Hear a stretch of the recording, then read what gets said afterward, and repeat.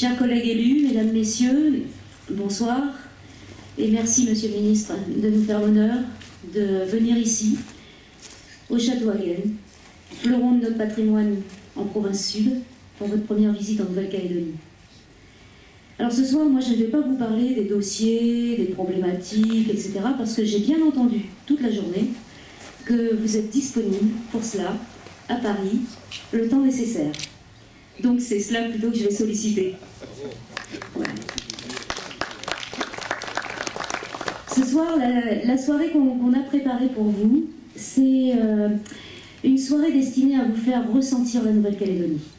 Ses saveurs, ses couleurs, ses odeurs, et puis surtout, les hommes et les femmes de toutes les communautés qui, jour après jour, tous ensemble, j'ai tendance à faire passer le féminin avant le masculin, tous ensemble, donc, bâtissent cette terre. Chaque jour, tous ensemble, nous nous acharnons à bâtir ce que sera la Nouvelle-Calédonie de demain. Ce qui est important ce soir, c'est que j'espère avec ces quelques mots vous avoir fait partager l'enthousiasme, l'engagement, la détermination que nous avons à propulser la Nouvelle-Calédonie avec ses traditions, avec son identité plurielle, mais dans un avenir que, pour ma part, je souhaite dans la France. Et j'espère aussi vous avoir fait toucher du doigt la passion d'être calédonien. Qu'on soit calédonien d'origine ou adopté, on a en commun cette passion. Merci de votre invitation, merci de cette aimable invitation et de cette réception. Merci pour les mots chaleureux que vous avez pu prononcer. Merci de me donner la chance qui est la mienne ce soir, de pouvoir partager, si j'ose dire, l'autre branche d'un même peuple. J'aime bien. Je viens, c'est vrai, de presque communier à la coutume. Et là, de voir l'autre aspect qui fait partie intégrante de ce pays-là et de ce peuple-là et de ce que vous tentez tous ensemble de bâtir, un destin commun, un peuple commun, dans sa différence, mais aussi dans son unité.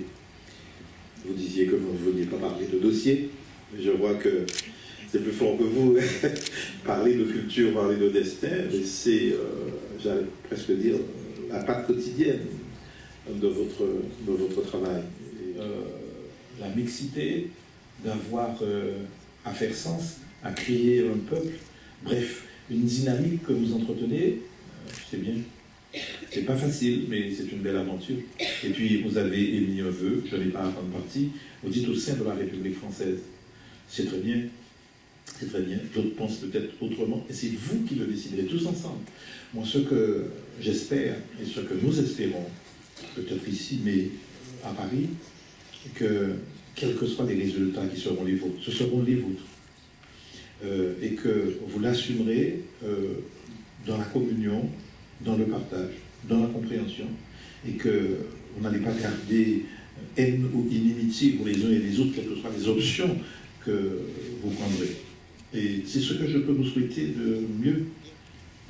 Et que, quelle que soit la difficulté des options, vous resterez ce que vous êtes, accueillant, ayant le sens de l'intérêt général et de l'intérêt supérieur de votre pays.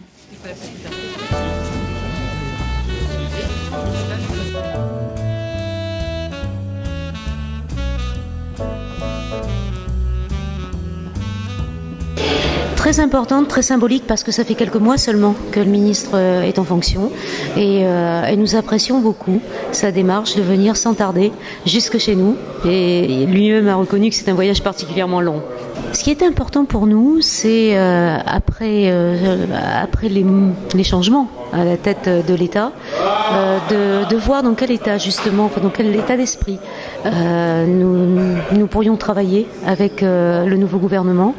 Et en tout cas, du point de vue de la province, nous sommes rassurés quant à l'écoute particulière et à la réelle volonté de comprendre la Nouvelle-Calédonie que le ministre a manifestée. On est très sensible à ça. Ce matin, comme d'habitude dans les visites officielles, vous avez une prise d'armes, bref, des honneurs militaires. C'est une tradition dans les Outre-mer. Lorsqu'un ministre vient pour la première fois, les honneurs militaires lui sont rendus. Mais c'est bien, ça se passe au monument aux morts. Et donc c'était aussi chargé d'émotions. Je viens de finir, après avoir été au Congrès, je viens de finir au Sénat coutumier. Oui, j'ai vraiment beaucoup aimé parce que je viens ici parler institution, je viens parler processus de Nouméa, accord de Nouméa, je viens parler ici stratégie minière, je viens parler d'intérêt, d'argent, mais derrière tout ça, il y a l'homme. Et l'homme, il y a des valeurs. Et c'est bien qu'ici, il y ait deux communautés de valeurs qui cohabitent. Il y a les Calédoniens d'origine européenne et il y a les Calédoniens d'origine mélanésienne, kanak. Et tout ça fait fusion. Et j'aime évoquer ça parce que je sais la beauté de cette chose-là. Je sais sa fragilité. Toutes les sociétés multiethniques, multicolores, multiconfessionnelles sont belles. Elles préfigurent le monde de demain, mais elles sont fragiles. Ça veut dire qu'il faut manier ça comme de la dentelle, comme du cristal, avec, je ne dirais pas stupeur et tremblement, mais avec beaucoup de prudence. Et donc, moi-même, j'ai pu dire des mots qui ont peut-être choqué lorsque j'ai évoqué un possible non. Très bien, c'était pas très opportun, très bien. Mais je sais la délicatesse de cette affaire-là. Bon, et donc, venir pour la première fois sur place, en une journée chargée, rencontrer tous les interlocuteurs, entendre ce qu'ils disent et puis comprendre aussi que derrière, oui, il y a des conflits, oui, il y a des querelles, oui, il y a des amours, il y a des affections, mais il y a aussi des inimitiés. Je sais ça. J'ai déjà un âge et moi-même j'ai été en politique. Je sais ce que c'est dans une société démocratique. Mais constatez aussi que vous avez tous la force de surplomber cela, de transcender cela, de dépasser cela, vos intérêts immédiats pour penser à l'intérêt supérieur et à passer à l'avenir. Et au long terme, c'est beau, disons-le, c'est beau. Et lorsque les Kanaks me font faire coutume, oui, c'est pas simplement un geste un peu rituel que d'aucuns trouveront simple. Non, il y a vraiment là l'expression d'une culture. Ici, au Château Hagen, c'est l'expression d'une autre culture. Pourtant, c'est un même peuple.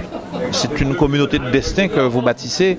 Et c'est pas simplement des mots chez moi, parce que je suis aussi d'une société composite, hybride et métissée. Et j'ai écrit que nos enfants d'aujourd'hui ont la couleur de demain. Mais ici, c'est ça aussi. Et donc, je comprends ça.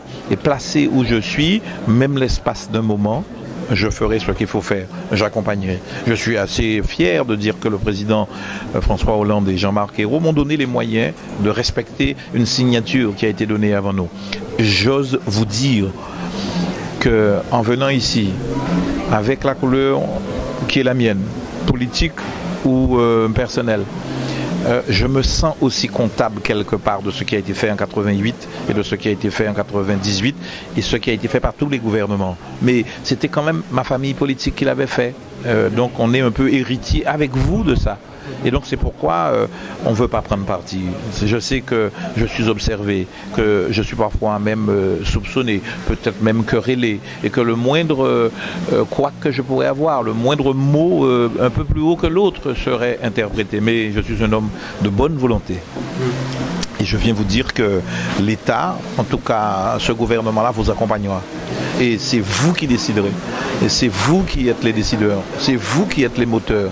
Là, on accompagne. Évidemment, l'État a encore suffisamment de moyens et d'autorité. S'il devait y avoir blocage, oui, l'État prendra toutes ses responsabilités. Après avoir épuisé toutes les voies de la consultation et de la concertation, on fera ce qu'il faut faire. Qu'est-ce que signifie pour vous un destin commun ? C'est tout le programme que vous devez bâtir et c'est toute la difficulté mais aussi la grandeur du travail. Un destin commun. Quand jusqu'ici vous vous considériez peut-être comme égaux, mais disons-le, différents. D'autres diraient séparés. Non, l'égalité et le destin commun, c'est le faire ensemble. C'est la fusion. J'ai même écrit un livre qui parle de fusion.